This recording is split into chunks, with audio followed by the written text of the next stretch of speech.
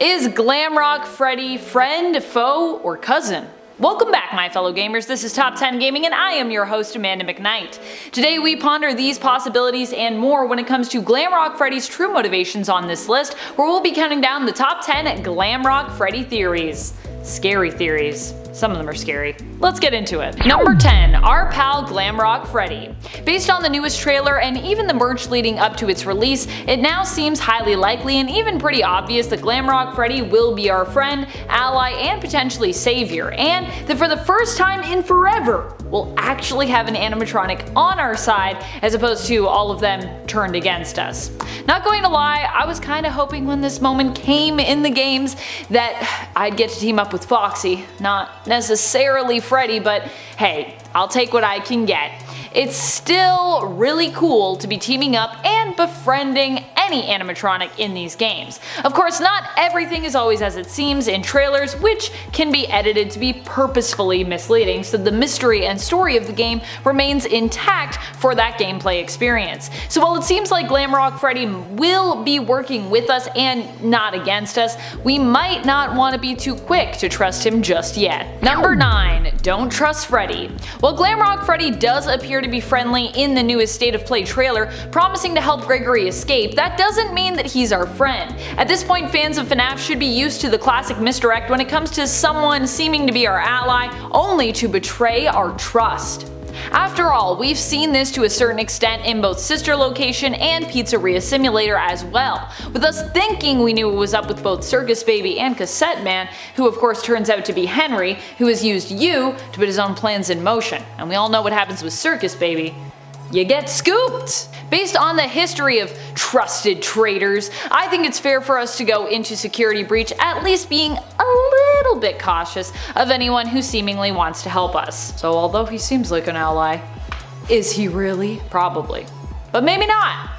And friends, before we move on to this next spot, if you are loving this list and you want more Security Breach theories as we get closer to the release of this game, it's finally coming soon, I'm so excited! Please be sure to let us know by giving this video a thumbs up. Number 8. Health battery? Question mark? Is that what this is?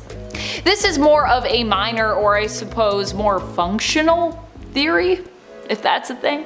Less to do with lore, more to do with gameplay and mechanics when it comes to Glamrock Freddy and our interaction with the animatronic. It seems as though while playing as Gregory and hiding within Glamrock Freddy, we'll be able to control the animatronic. As seen in the State of Play trailer, after Gregory climbs into Glamrock Freddy, we seem to be able to see from the animatronic's point of view, either implying that we are playing as Gregory controlling the animatronic, or we're playing as Glamrock Freddy, who is actively protecting Gregory of their own accord. Because, yeah, Gregory seems to be like this inside their stomach, so unless he can stand up, I don't really know how you pilot that suit. At the bottom of the player screen, we see a battery whose full charge is divided into 5 segments. This could either be the amount of power we have in terms of controlling and using the animatronic, or it could be a health bar. Number 7. Fight back. If that battery we see on the screen while inside the Glamrock Freddy animatronic is a health bar, what does that mean? Well, it means that we can be hurt as Glamrock Freddy, or as Gregory, or both maybe, but it also could imply that for the first time ever we can potentially actively fight back against our assailants, which would be super cool. Typically in the FNAF franchise, the survival tactics at our disposal have been a lot more passive, with us not even being able to run away from our attackers in most cases. Or move. There's been a lot of us sitting at a desk, pressing buttons, looking around, that's about it. In Security Breach, it seems we can actively run and hide, but how cool would it be if we were also empowered by being able to fight back? Even if it's only temporarily when we're teamed up with Glamrock Freddy, that would still be pretty awesome. Number 6. Scheduled maintenance. Something that I thought was very interesting about the State of Play trailer for Security Breach is that it seems as though Glamrock Freddy and the crew are not animatronics who appear on stage each night. At least, not currently. In the trailer, we learn that Freddy and his band will be taking a few days off from performing actually for scheduled maintenance. The question remains, is this normal scheduled maintenance that happens after each performance, or is it unscheduled maintenance that has to happen as a result of something that went wrong in the show? And if it's scheduled, what does that mean for Glamrock Freddy's personality? Is it possible that the maintenance, or perhaps lack thereof if he escaped before it happened, is what makes him seemingly help us as Gregory? Number 5. Detected. If the maintenance is more unscheduled and unusual in terms of how the Mega Pizzaplex and its animatronics usually operate, this wouldn't be too surprising based on something else that we see in the State of Play trailer, and also involving Glamrock Freddy. There is a part of the trailer where we seem to see from Glamrock Freddy's perspective where he drops his microphone as he falls down. As if from his own point of view, we see a notification that seems to come up on, I guess, his view, what he sees, which declares that a child has been detected. At least that's what it seems to be declaring. It says detected, and there's a little picture of a person. I'm assuming it's a child. It could be a full-grown person, I don't know. But still, if it is a child, this would be a revelation. Granted, if Glamrock Freddy was performing, I assume there are lots of children and adults around. So what this means, we don't exactly know. Could it be that Gregory is already hiding inside him and that causes him to malfunction? Or could it be a child appearing on stage that wasn't supposed to be here and that causes the malfunction? Either Gregory or it could be someone else. Could this be another malfunction turned bite? So is it possible that, Glamrock Freddy bit someone and that's why he's malfunctioning? Is that why the animatronics need maintenance? Well, the theory that this detected notification has caused the malfunction could explain that scheduled maintenance. It also creates a lot of other questions for us to ponder the answers to and the theories for. I like this theory because it's a theory that gives us more questions. And I love when you're like, oh, maybe this fits here, and then it's like, oh, but then what about these things? That's my favorite thing about FNAF. Number 4. Free from possession. With the Glamrock animatronics, although we have theories about their origins, we don't really know anything just yet.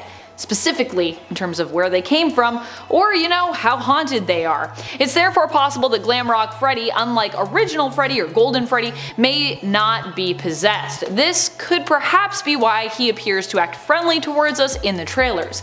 It could be that because there is, no vengeful spirit within him, that he has no reason to act viciously or violently towards us or anyone else. Instead, he truly does want to make sure children have a safe and fun time at the Mega Pizzaplex, so we might actually get to see and experience what an animatronic behaving the way they were originally intended and created to looks like, or at least how we'd assume they were originally designed to be. Of course, William and possibly Henry could have had some other intentions for how they wanted them to act or their motivations behind what they wanted them to do, but I don't think so. I think originally, at least, it was about entertaining kids, I think.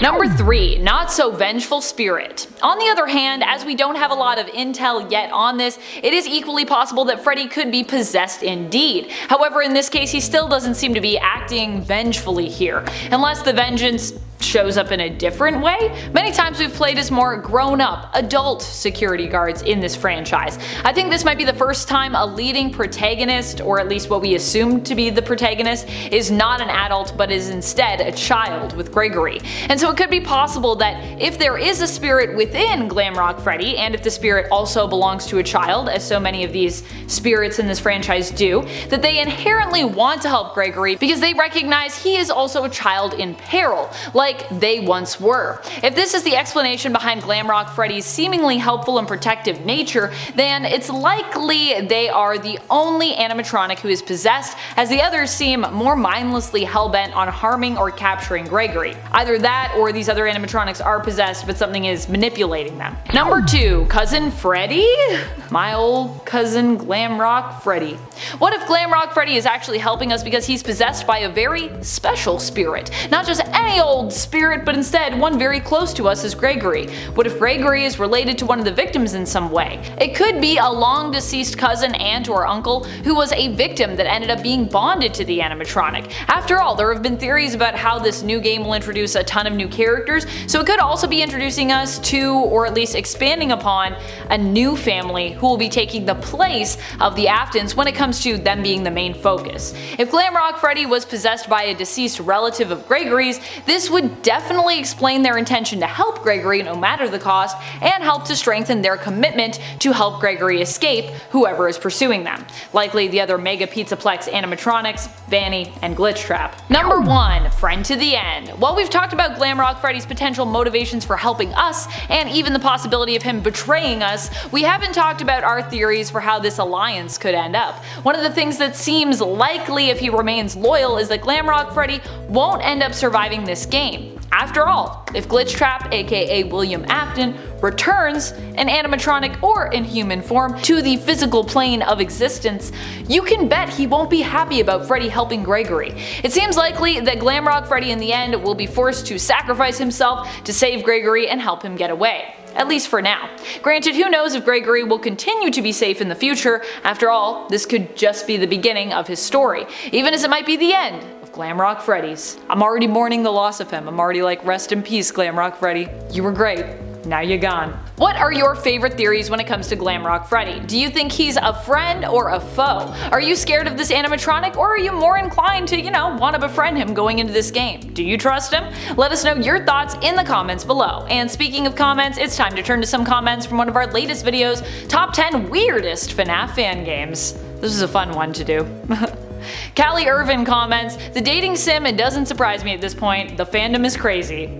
It's true, we are a crazy fandom here with FNAF. It is a strange and beautiful world, really, but there are lots of weird things about it. That's okay though.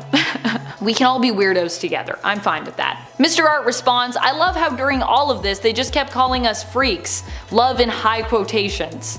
I don't know what high quotations are. Does that mean they're really high up?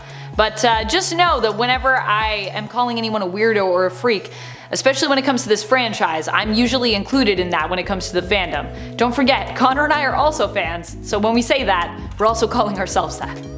It's an endearing, it's a term of endearment from our perspective. Mother Marionette FNAF exclaims, yay, another collab of my favorite people here. Yay, another comment from one of my favorite people here. And that's all the time we have for comments today. Be sure to comment below for a chance to have your thoughts and feels shouted out in a future video.